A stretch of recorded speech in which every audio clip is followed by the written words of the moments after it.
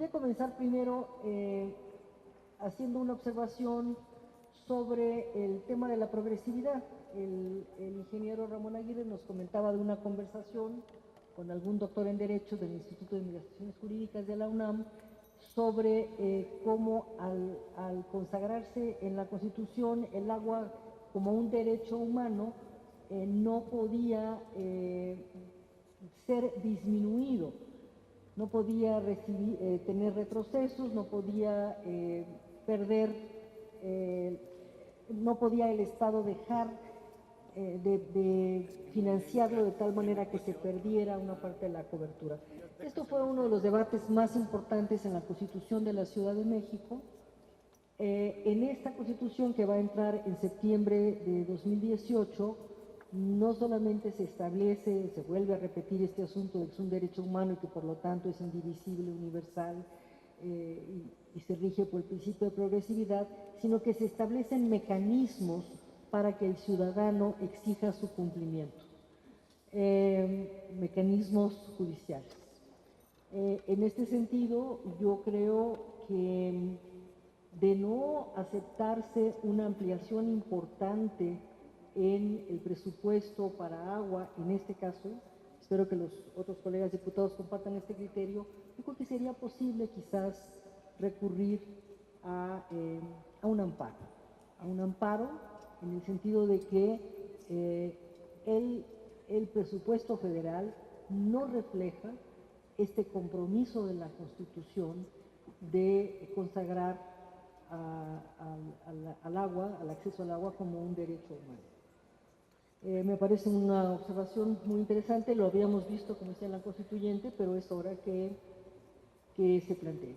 Y este tema tiene mucho que ver, este asunto del agua, este asunto del derecho a la movilidad, tiene toda la razón el doctor Gaviño de plantearlo así, tiene que ver también con la manera en cómo está hecho el presupuesto de la República.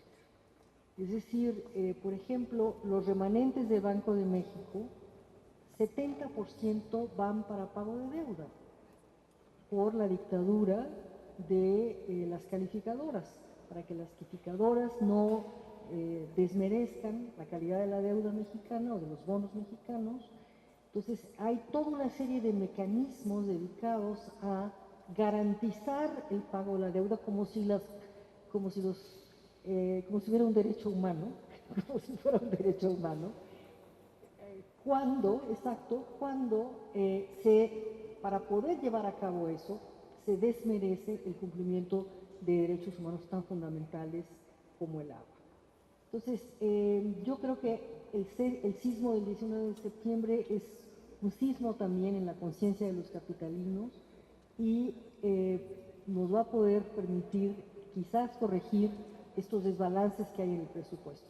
El presupuesto federal no contempla, como sí lo es el presupuesto de la ciudad, mecanismos para que anualmente se reúnan, se vayan acumulando fondos para cuando se presenten fenómenos naturales que luego los humanos convertimos en desastres que mal llamamos naturales. Entonces, primero, esta observación. Segundo, preguntarles a los dos mecanismos de financiamiento internacional, quizás con el Banco Mundial, con el BID, que permitan un financiamiento blando. Preguntarle después también al ingeniero Aguirre sobre los pozos ultraprofundos, hay un segundo pozo en Iztapalapa. ¿Cuánto aporta este pozo para revertir el déficit que hay en Iztapalapa? Después, una observación sobre los comentarios del diputado René Cervera que me parecen también muy importantes. Estamos, doctor Gaviño, en la Comisión de la Ciudad de México con la obligación, por la reforma del artículo 122 constitucional, de llevar a hacer una ley sobre coordinación metropolitana. Probablemente la haremos entre este periodo y el próximo. Y esta lógica, esta ley metropolitana tiene que tener como premisa la consulta con la gente. tiene también que tomar experiencias como por ejemplo la del Gran París, en donde los municipios y las comunidades deciden por dónde va a pasar el metro, y quién quiere que pase el metro y quién no quiere que pase el metro. Entonces, en efecto, esta lógica del tren de Toluca parece como una perspectiva impuesta, no necesariamente consultada con todo. Seguramente tiene estudios sobre flujos de movilidad, pero aparece como una cierta lógica autoritaria. Entonces, quisiera también escuchar sus propuestas, sus experiencias, sus reflexiones sobre un sistema de planeación metropolitano del sistema colectivo. La realidad es que los pozos, la única ventaja que tienen, bueno, que es una ventaja importante, pero la ventaja que tienen es de que es agua que no afecta a la ciudad en materia de hundimientos y de sobreexplotación. Pero finalmente, el pozo que se inauguró el viernes pasado son 100 litros por segundo. La ciudad está consumiendo 32,000. Entonces, digo, si hay duda, porque con 100 litros por segundo se abastecen 50,000 personas, pero pues en una ciudad de 9 millones pues hay que perforar muchos más para poderlo hacer. La ventaja que tiene es de que, como comenté, no tiene los impactos sobre la ciudad que tienen los pozos someros. Los mecanismos internacionales hay que verlos, por supuesto que están sobre la mesa. Estamos viendo financiamientos con la banca internacional, pero la diferencia ya de tasas no es tan fuerte, como para que pensamos que por ahí se va a poder a resolver. Y yo creo que sí es importante comentar con los responsables del presupuesto el tema del cumplimiento de la Constitución y de los tratados. O sea, la verdad es que, como me dijo el amigo, el doctor en Derecho, me dijo, no pueden. No, pues si ya están pudiendo, ¿no? Bueno, sí. Muchas gracias. Antes de pasarle la palabra al doctor Gaviño, quisiera plantearle que esta idea que tienen que defender los integrantes de la Comisión de la Ciudad de México y de los partidos que estamos en la Ciudad de México en la Comisión de Presupuesto, si nos dijera de los proyectos que hay que etiquetar, cuáles serían las prioridades. Lo mismo para la lista que nos mandó el ingeniero Aguirre, nos mandó una lista muy importante que suma 4,000 millones. ¿Cuáles etiquetamos? Por ejemplo, etiquetamos el reparación de los acueductos. No viene. A ver, la verdad es que, hablándoles en plata, nosotros tenemos una pulverización del presupuesto, porque lo que hacemos es de que a la planta Perengana le cambiamos una bomba, a la planta Sultana un transformador, a la calle Perengana 100 metros de calle, en el colector Sultano 50.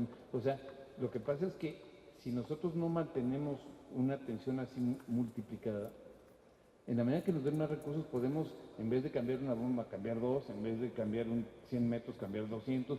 O sea, el problema que se tiene es de que para mantener la fiesta en paz en la ciudad y tratar de que todo mundo tenga se mantenga su nivel de servicio, hay que tener una presencia prácticamente en toda la ciudad. Y por eso está tan pulverizado el presupuesto. Entonces yo les diría, ¿cuánto requerimos? Los 4,000. ¿Cuáles etiquetamos? Los 4,000. Ahora, lo que sea su voluntad.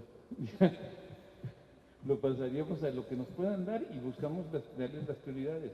Pero la verdad es que, por ejemplo, platicaba la diputada sobre el problema en Tláhuac.